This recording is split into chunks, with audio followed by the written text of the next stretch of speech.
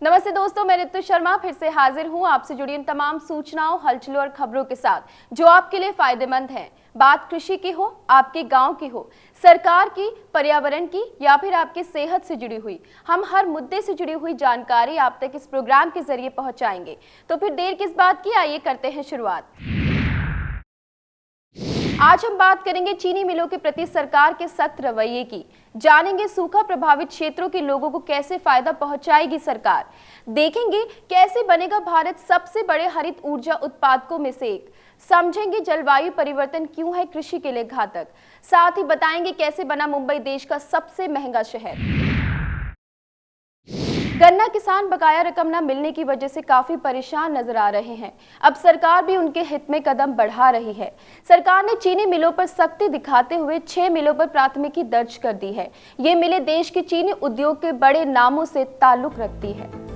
पेराई सत्र 2014-15 के लिए गन्ना किसानों का बकाया चुकाने में चीनी मिलें नाकाम रही हैं। इलाहाबाद उच्च न्यायालय ने इन मिलों को बकाया राशि का 25% यानी 2,400 करोड़ रुपए चुकाने का आदेश दिया था, लेकिन चीनी मिलें आदेश का पालन नहीं कर सकी और ऐसी ही 6 मिलों पर प्राथमिकी दर्ज करा दी गई है, जिनमें मोदी, मवाना और राणा समूह भी शामिल है।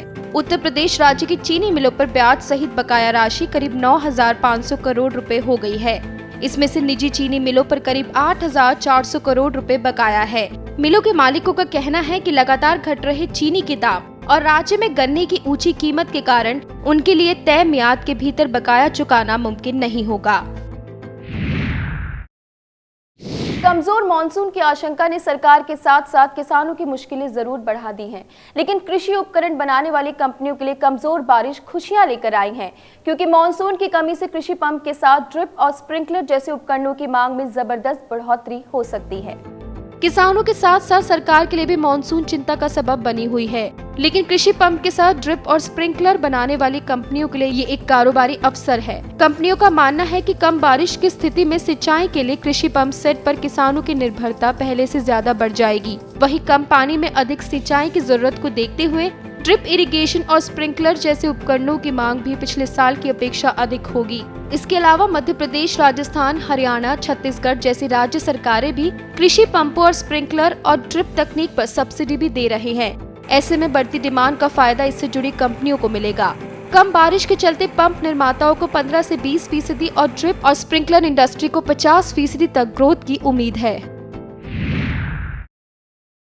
मानसून में कमी के कारण सरकार अपनी नई नीतियों में बदलाव कर रही है। अब केंद्र सरकार सूखा प्रभावित क्षेत्रों के लोगों को फायदा पहुंचाने के लिए मनरेगा के कार्य दिवसों को बढ़ाएगी, ताकि प्रभावित लोगों को आर्थिक रूप से फायदा पहुंचाया जा सके। मानसून की कमी सरकार की मुश्किल बनी हुई है। इससे निपटने के लिए केंद्र सरकार तमाम उपाय कर रही है। खास तौर पर उन इलाकों के लोगों पर खास तौर पर ध्यान दिया जा रहा है जहां सूखे की संभावना सबसे ज्यादा है। इसके लिए केंद्र सरकार सूखा प्रभावित क्षेत्रों में मनरेगा के तहत काम के दिनों की संख्या बढ़ाने का फैसला लिया है। मनरेगा में 100 दिनों के काम की गारंटी दी जाती है, जिसे सरकार ने 150 दिन करने का फैसला लिया है। केंद्र सरकार की इस पहल से प्रभावित इलाकों के लोगों को फायदा पहुंचेगा। मौसम विभाग ने मानसून की कमी को देखते हुए देश के कुछ इलाकों में सूखे की संभावना जताई है, जिसको देखते हुए केंद्रीय ग्रामीण विकास मंत्रालय ने मनरेगा के नियमों में बदलाव करने का फैसला किया है। उत्तर प्रदेश समेत देश के पूर्वी राज्यों के छोटे और सीमांत किसानों को ज्यादा फायदा पहुंचाने के लिए भारतीय खाद्य निगम ने गेहूं खरीद का भरोसा जताया है। इस पहल के तहत यूपी और पूर्वी राज्यों से भारतीय खाद्य निगम 30 लाख टन गेहूं खरीदेगी। भारतीय खाद्य निगम ने उत्तर प्रदेश समेत देश के पूर्वी राज्यों के छोटे और सीमांत किसानों को न्यूनतम समर्थन मूल्य का अधिक से अधिक फायदा पहुंचाने के लिए इस साल गेहूं की खरीद बढ़ाने की प्रतिबद्धता जताई है। साथ ही खाद्य निगम ने चालू रबी मौसम में किसानों को त्वरित भुगतान कराने के लिए सभी इंतजाम भी करने का भरोसा दिया है। इसके लिए भारतीय खाद्य निगम ने न्यूनतम समर्थन मूल्य प्रति क्विंटल 1450 रुपए की दर से 30 लाख टन गेहूं की खरीद का लक्ष्य निर्धारित किया है।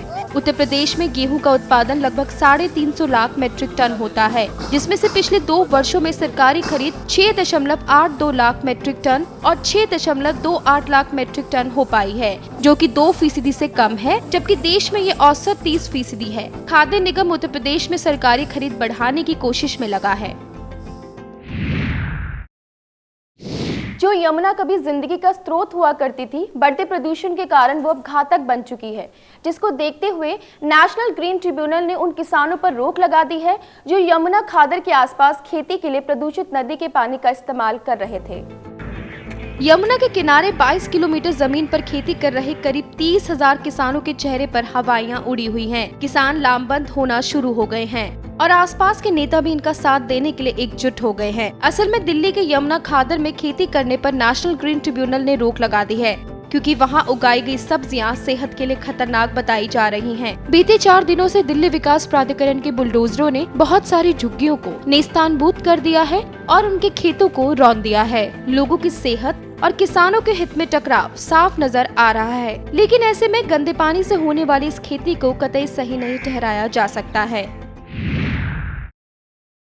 केंद्र सरकार ने फैसला किया है कि नेशनल डेयरी प्लान में कुछ और राज्य को शामिल किया जाएगा। इस प्लान के तहत दूध उत्पादन बढ़ाने के लिए विशेष प्रयास किए जाएंगे और किसानों को उन्नत नस्ल की गाय और भैंसें दी जाएंगी। पशुपालन करने वाले लोगों की खस्ता हालत को सुधारने और दूध उत्पादन बढ़ाने के लिए सरकार ने प्रयास तेज कर दिए हैं। नेशनल डेयरी प्लान उन्हीं प्रयासों का नतीजा है। पहले इस प्लान में 15 राज्य शामिल थे, मगर अब इसमें झारखंड, उत्तराखंड और छत्तीसगढ़ को भी शामिल कर लिया गया है। इस योजना के तहत शामिल राज्यों में दूध उत्पादन को बढ़ाने के लिए विशेष प्रयास किए जाएंगे और किसानों को उन्नत किस्म की गाय और भैंसें दी जाएंगी। साथ ही राज्य में मौजूद दुधारू पशुओं की नस्ल में सुधार भी किए जाएंगे। उम्मीद की जा रही है कि इस प्लान से दूध के उत्पादन में बढ़ोतरी होगी और किसानों की माली हालत में भी सुधार होगा। फिलहाल रुकते एक छोटे से ब्रेक के लिए। ब्रेक से लौटेंगे तो दिखाएंगे कि महिलाओं का ज्यादा तनाव लेना कैसे घटा रहा है उनकी जिंदगी। भारत दुनिया के सबसे बड़े हरित ऊर्जा उत्पादकों में शामिल होने जा रहा है। बदलते दौर के साथ ही जलवायु भी बदल रही है और इसका सीधा असर हमारी सेहत के साथ साथ खेती पर भी हो रहा है। ब्रेक के बाद आपका स्वागत है। भारत दुनिया के सबसे बड़े हरित ऊर्जा उत्पादकों में शामिल होने जा रहा है और इसे संभव बनाने के लिए सरकार ने सौर ऊर्जा उत्पादन का लक्ष्य 2022 तक 5 गुना बढ़ाकर 1 लाख मेगावाट कर दिया है, जिसके लिए करीब 6 लाख करोड़ रुपए की जरूरत होगी।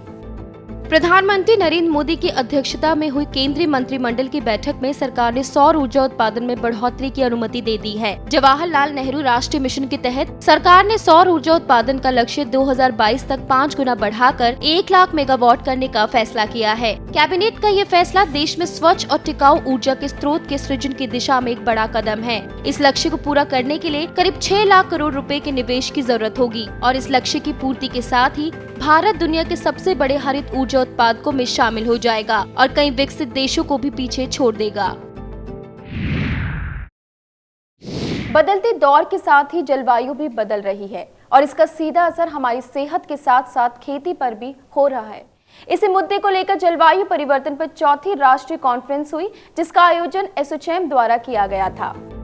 भारत एक कृषि प्रधान देश है और कृषि पूरी तरह मौसम पर निर्भर करती है। जलवायु में अचानक होने वाले बदलाव फसलों को खराब कर देते हैं। जलवायु का बदलना केवल भारत के लिए ही नहीं बल्कि पूरे विश्व के लिए चिंता का सबब बना हुआ है। जलवायु क्यों बदल रही है, इसके कारण क्या है और उन्हें नियंत्रित कैसे किया जा सकता है, इसी विषय को लेकर दिल्ली के इंडिया हैबिटेट सेंटर में चौथा राष्ट्रीय सम्मेलन एसोचैम द्वारा आयोजित किया गया। पर्यावरण की मुहिम पर काम कर रहा ग्रीन टीवी बतौर मीडिया पार्टनर इस कार्यक्रम में शामिल था। इस कॉन्फ्रेंस की अगुवाई एसोचैम के चेयरमैन डॉक्टर के.डी. गुप्ता और विज्ञान और तकनीकी मंत्रालय के केंद्रीय राज्य मंत्री वाई.एस. चौधरी ने की। साथ ही सम्मेलन में फ्रांस और नॉर्वे एम्बेसी के एम्बेसडर, वैज्ञानिक और अन्य संबंधित संस्थाओं के अधिकारी भी मौजूद थे। जलवायु परिवर्तन से कृषि पे तो असर होना ही है। हमारी जो कृषि है वो वर्षा पर निर्भर करती है अब बरसात जो है इरेटिक, जैसे कभी होगी जब ज़रूरत नहीं होगी और जब नहीं ज़रूरत होगी तो ज़्यादा होगी। अभी पिछली बार जो कितने किसानों ने मतलब आत्महत्या की क्योंकि उनकी खड़ी फसल ख़राब हो गई। उनके लिए तो एकमात्र साधन फसल ही है। तो अगर हम लोग इसी तरह से चलते रहे तो जलवायु परिवर्तन और ज़्यादा मात्रा में, ये जो पिछली बार वेस्टर्न डिस्टर्बेंस बोलते हैं इसको, उसकी वजह से वो पश्चिमी विक्षोभ कह लीजिए, उसकी वजह से बरसात हुई और इतनी हुई कि ओले पड़े और उसने सारी फसल तबाह कर दी। आगे आने वाले टाइम में इसकी कोई गारंटी नहीं कि ये कम हो जाएगी, समझना। ये बढ़ने वाली है। जितना हम जो है कार्बन डाइऑक्साइड प्रोड्यूस करेंगे उतना ही ग्लोबल वार्मिंग बढ़ेगी। उस ग्लोबल वार्मिंग का नतीजा क्लाइमेट चेंज और कैलेमिटीज़। उद्देश्य ये है कि कैसे जो कार्बन एमिशंस हैं उसको रिड्यूस किया जाए। तो इसी उद्देश्य से हम लोग का लक्ष्य ये है कि कैसे जो दूसरे सेक्टर्स हैं उनकी एनर्जी कंजम्पशन को रिड्यूस किया जाए और साथ ही साथ एनर्जी उसकी एफिशिएंसी को इम्प्रूव किया जाए। ये एक मुख्य उद्देश्य है। इसी के साथ में जो रिन्यूएबल एनर्जी का पार्ट है उसका भी उद्देश्य ये है कि जो इंडस्ट्री काफ़ी एनर्जी इंटेंसिव है उसका एनर्जी कंजम्पशन को रिड्यूस किया जाए। देश के हर नागरिक को बेहतर स्वास्थ्य मिल सके, इसके लिए केंद्र सरकार गंभीरता से काम कर रही है। केंद्रीय स्वास्थ्य मंत्री जगत प्रकाश नड्डा ने स्वास्थ्य सेवाओं के विस्तार के तहत पूरे देश के 9 राज्यों में एम्स खोलने का फैसला किया है। केंद्र सरकार देश में स्वास्थ्य सेवाओं के विस्तार के लिए गंभीरता से काम कर रही है। केंद्रीय स्वास्थ्य मंत्री जगत प्रकाश नड्डा ने देश के 9 राज्यों में एम्स खोलने का फैसला किया है। देश के हर नागरिक को अत्याधुनिक सुपर स्पेशलिटी अस्पताल की सुविधाएं मिल सके, इसके लिए सरकार ये पहल कर रही है। अमूमन देश के कोने कोने से लोग एम्स अस्पतालों में पहुंचते हैं, लेकिन मरीजों की बढ़ती तादाद होने के कारण हर मरीज को जरूरी सुविधाएं नहीं मिल पाती, जिसको देखते हुए केंद्र सरकार स्वास्थ्य सेवाओं के विकास में जुटी है। इसी क्रम में बहुत जल्द देश के 9 राज्यों में एम्स खोला जाएगा। अगर महिलाएं किसी बात को लेकर तनाव लेती हैं तो उन्हें अभी आदत छोड़नी होगी, क्योंकि एक अध्ययन में ये खुलासा हुआ है कि जो महिलाएं ज्यादा तनाव लेती हैं उनकी जिंदगी छोटी हो जाती है। उन महिलाओं के लिए ये खबर अच्छी नहीं है जो बहुत ज्यादा तनाव लेती हैं। दरअसल बहुत ज्यादा तनाव लेना उनकी उम्र को घटा सकता है। इसलिए अगर आप लंबी उम्र जीना चाहती हैं तो आपको कम से कम तनाव लेना होगा। एक संस्था द्वारा किए गए सर्वे में इस बात का खुलासा हुआ है कि लंबे समय से तनाव और अवसाद से घिरी महिलाओं की जिंदगी छोटी हो जाती है। ऐसा इसलिए क्योंकि ज्यादा तनाव लेने से महिलाओं में क्लोथो नामक हार्मोन काफी कम हो जाता है, जबकि क्लोथो नामक हार्मोन उम्र को नियंत्रित रखता है। ऐसे में इस हार्मोन की कमी महिलाओं की उम्र घटा देती है। क्लोथो हार्मोन स्वास्थ्य के लिहाज से काफी अहम माना जाता है। ये निष्कर्ष 90 उच्च और 88 निम्न तनाव लेने वाली महिलाओं पर किए गए अध्ययन के आधार पर दिया गया है। सपनों की नगरी कहे जाने वाला शहर मुंबई देश की आर्थिक राजधानी भी है। रहन सहन और खान पान के लिहाज से ये देश का सबसे महंगा शहर है और अगर पूरी दुनिया की बात की जाए तो अब मुंबई 74वें स्थान पर पहुंच गया है। आर्थिक राजधानी के नाम से जाने जाने वाले मुंबई जीवन यापन के लिहाज से देश का सबसे महंगा शहर है, जबकि राष्ट्रीय राजधानी दिल्ली महंगे शहरों की गिनती में दूसरे पायदान पर है। पेशेवर सेवाएं और सलाह देने वाली प्राइवेट संस्था के 2015 के लिए जारी सर्वे में कहा गया है कि शहर में बहुत तेजी से आर्थिक विकास हो रहा है। साथ ही वस्तुओं और सेवाओं के बदले खर्च करने की शक्ति में भी बढ़ोतरी हुई है। इसके अलावा डॉलर के मुकाबले भारतीय मुद्रा में स्थिरता होने की वजह से भी मुंबई के जीवन यापन के खर्च में तेजी से बढ़ोतरी कर रहे हैं। महंगे शहर के इस दौड़ में पहले मुंबई काफी पीछे थी, लेकिन आमदनी बढ़ने के साथ साथ लोगों के खर्च करने की शक्ति ने मुंबई को 140वें पायदान से 74वें पायदान पर पहुंचा दिया है। स्वच्छता मिशन को आगे बढ़ाने में देश भर के विश्वविद्यालय कैसे करेंगे योगदान, बताएंगे एक छोटे से ब्रेक के बाद। भारत के साथ साथ चीन में भी वायु प्रदूषण का खतरा बढ़ता जा रहा है। राजधानी दिल्ली को स्वच्छ और सुरक्षित बनाने के लिए तमाम उपाय किए जा रहे हैं। अब दिल्ली में परियोजनाओं के नाम पर काटे जा रहे पेड़ों के बदले संबंधित एजेंसियों को मोटी कीमत चुकानी होगी। ब्रेक के बाद आपका स्वागत है। भारत के साथ साथ चीन में भी वायु प्रदूषण का खतरा बढ़ता जा रहा है। गाड़ियों से निकलने वाला धुआं वायु प्रदूषण के लिए सबसे ज्यादा जिम्मेदार है, जिसको देखते हुए चाइना ने सड़कों से पुरानी गाड़ियों को हटाने का फैसला किया है। देश की राजधानी दिल्ली में एनजीटी यानी नेशनल ग्रीन ट्रिब्यूनल के फरमान पर अभी असमंजस कायम है, लेकिन चीन में पुरानी गाड़ियों को हटाने का सिलसिला शुरू हो गया है। बढ़ते वायु प्रदूषण और धुंध के कारण चीन की सड़कों से पुरानी गाड़ियां हटाई जा रही हैं। पर्यावरण के लिहाज से तय मानक स्तर पर खरे न उतरने वाले इन वाहनों को पूरी तरह से बंद करने का फरमान सरकार ने सुनाया है। चीन के इन प्रयासों के पीछे कहीं न कहीं वर्ल्ड हेल्थ ऑर्गेनाइजेशन की वो रिपोर्ट है जिसमें बीजिंग में वायु प्रदूषण को सीमा से 20 गुना ज्यादा बताया गया था। इसके लिए गाड़ियों से निकलने वाले 31.1% टॉक्सिक धुएं को जिम्मेदार ठहराया गया था। प्रदूषण का सबसे ज्यादा असर यहाँ के हांगझोउ शहर में देखा जा सकता है। फिलहाल चीन बढ़ते वायु प्रदूषण पर लगाम के लिए ठोस पहल कर रही है। राजधानी दिल्ली को स्वच्छ और सुरक्षित बनाने के लिए तमाम उपाय किए जा रहे हैं। अब दिल्ली में परियोजनाओं के नाम पर काटे जा रहे पेड़ों के बदले संबंधित एजेंसियों को मोटी कीमत चुकानी होगी। दिल्ली में वायु प्रदूषण का खतरा बढ़ता जा रहा है, जिसको लेकर केंद्र सरकार के साथ साथ राज्य सरकार और नेशनल ग्रीन ट्रिब्यूनल सख्ती से काम कर रही है। अब दिल्ली सरकार ने एक और बड़ा फैसला किया है। अब राजधानी में किसी भी वजह से पेड़ काटना और ज्यादा महंगा पड़ेगा। दिल्ली की ग्रीनरी को बनाए रखने के लिए राज्य सरकार ने पेड़ काटने की एवज में लिए जाने वाले हर्जाने की राशि और सिक्योरिटी अमाउंट में 1.5 से 2 गुना की बढ़ोतरी को मंजूरी दे दी है। किसी निजी कारण या फिर विकास कार्यों के लिए अगर पेड़ काटे जाते हैं तो बहुत ज्यादा कीमत चुकानी होगी। Delhi prevention of trees act 1994 में जरूरी बदलावों को भी मंजूरी दे दी है। अब देश भर के विश्वविद्यालय भी स्वच्छ भारत अभियान में हिस्सा लेंगे और केवल परिसर को ही नहीं बल्कि आसपास की जगहों को भी स्वच्छ बनाएंगे। ये अभियान 22 जून से 26 जून तक चलाया जाएगा। इन दिनों होने वाली सारी गतिविधियों की रिपोर्ट 28 जून से पहले देनी होगी। प्रधानमंत्री नरेंद्र मोदी द्वारा चलाए गए स्वच्छता अभियान के तहत एक और कदम बढ़ाया जा रहा है। अब देश भर के विश्वविद्यालय और कॉलेज भी इस अभियान से जुड़ेंगे। यूजीसी ने सभी उच्च शिक्षण संस्थानों को स्वच्छ भारत अभियान में सक्रिय भागीदारी देने के लिए कहा है। सरकार ने 1 सप्ताह तक सफाई अभियान चलाने का फैसला लिया है। इस सप्ताह के दौरान कार्यालय, विद्यालय परिसर, शौचालयों, सीढ़ियों और लिफ्ट के साथ ही पार्किंग, आने जाने की जगह और आसपास के क्षेत्रों की भी सफाई की जाएगी। पुरानी फाइलों और रिकॉर्ड की सफाई और इस्तेमाल में नहीं लाए जा रहे वाहन, उपकरण और फर्नीचरों का निस्तारण किया जाएगा। ये अभियान 22 जून से 26 जून तक आयोजित किया जाएगा और इन दिनों होने वाली सारी गतिविधियों की रिपोर्ट 28 जून से पहले भेजने का आदेश दिया है। स्वच्छ भारत मिशन को सफल बनाने के लिए केंद्र सरकार के साथ साथ राज्य सरकारें भी तेजी से काम कर रही हैं। अब मध्य प्रदेश सरकार ने स्वच्छ भारत मिशन के तहत कन्यादान योजना में वर वधू को शौचालय की व्यवस्था के लिए 12,000 रुपए की सहायता देने का फैसला किया है। मध्य प्रदेश सरकार ने राज्य के मुख्यमंत्री कन्यादान योजना के तहत एक अच्छी पहल की शुरुआत की है। अब सूबे में शौचालय विहीन वर वधू को शौचालय की व्यवस्था के लिए 12,000 रुपए की सहायता राशि भी दी जाएगी। इस तरह की सुविधा देने वाला मध्य प्रदेश देश का पहला राज्य है।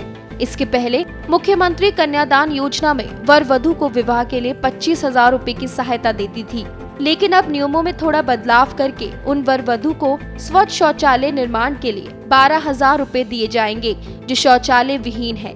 स्वच्छ भारत मिशन ग्रामीण के तहत सूबे में 19 लाख स्वच्छ शौचालय बनाए जाएंगे।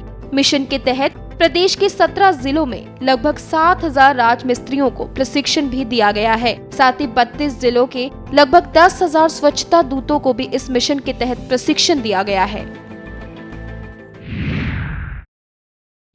100 स्मार्ट शहर विकसित करने की सरकार की योजना पर काम शुरू हो चुका है। सबसे पहले गुजरात में साबरमती नदी के किनारे स्मार्ट शहर का विकास किया जाएगा। यहां अब तक पूरा भूमिगत इंफ्रास्ट्रक्चर तैयार कर लिया गया है। भारत की बढ़ती हुई शहरी आबादी की जरूरतों के लिए केंद्र सरकार की 100 स्मार्ट शहरों के विकसित करने की योजना पर काम शुरू हो चुका है। सबसे पहले गुजरात में साबरमती नदी के किनारे स्मार्ट शहर को विकसित किया जा रहा है। ये शायद देश की पहली स्मार्ट सिटी बनेगी। यहाँ अब तक पूरा भूमिगत इंफ्रास्ट्रक्चर तैयार कर लिया गया है। इस योजना के तहत पूरे महानगर में बड़े टावर होंगे, नलों में पीने के पानी की बेहतर सप्लाई होगी, स्वचालित कचरा संग्रह मशीनरी होगी और निर्बाध बिजली सप्लाई की व्यवस्था की जाएगी। पिछले साल मई में प्रधानमंत्री बनने के बाद नरेंद्र मोदी ने 2022 तक देश में 100 स्मार्ट शहर बनाने का वादा किया था। KPMG कंसल्टेंट्स के मुताबिक मोदी की इस योजना पर 65 लाख करोड़ डॉलर खर्च होंगे और रोजगार के बाजार में आने वाले करोड़ों नौजवानों को काम मिलेगा। दिल्ली एनसीआर के बाद अब हरियाणा एनसीआर में पर्यावरण की सुरक्षा को देखते हुए हरियाणा ट्रांसपोर्ट डिपार्टमेंट ने 10 साल पुराने डीजल और 15 साल पुराने पेट्रोल वाहनों को हटाने का फैसला किया है। एनजीटी यानी नेशनल ग्रीन ट्रिब्यूनल के आदेश के बाद राज्य सरकार ने ये फरमान जारी किया है। गाड़ियों से निकलने वाला धुआं पर्यावरण के लिए घातक होता जा रहा है, जिसको लेकर नेशनल ग्रीन ट्रिब्यूनल सख्ती से काम कर रही है। एनजीटी के आदेश के बाद अब हरियाणा सरकार ने रजिस्टर 10 साल पुराने डीजल और 15 साल पुराने पेट्रोल वाहन चलन से बाहर करने का फैसला लिया है। अब राज्य में वही गाड़ियां चल सकेंगी जो तय मानक को पूरा कर रही हैं। नेशनल ग्रीन ट्रिब्यूनल के आदेश के बाद हरियाणा ट्रांसपोर्ट डिपार्टमेंट ने ऐसे वाहनों को फिटनेस प्रमाण पत्र देना भी बंद कर दिया है, लेकिन ये आदेश अन्य राज्यों में रजिस्टर्ड वाहनों पर लागू नहीं होंगे। उन्हें राज्य में आने पर कोई पाबंदी नहीं होगी। एनजीटी ने 7 अप्रैल को हरियाणा, यूपी, दिल्ली सरकार को निर्देश दिए थे कि वो ऐसे वाहनों का री रजिस्ट्रेशन करें।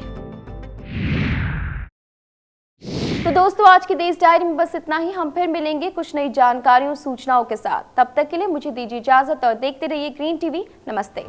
अगर आपके गांव की कोई समस्या हो, कोई जानकारी हो जो आप हमारे साथ साझा करना चाहते हैं, तो आपका स्वागत है। हमारा पता है green TV B131 sector 63 Noida Uttar Pradesh, pin 201301। हमारा ईमेल आईडी है info@greentvindia.com। आप हमें फोन भी कर सकते हैं। हमारा नंबर है 0120 498 0000, साथ ही 0011।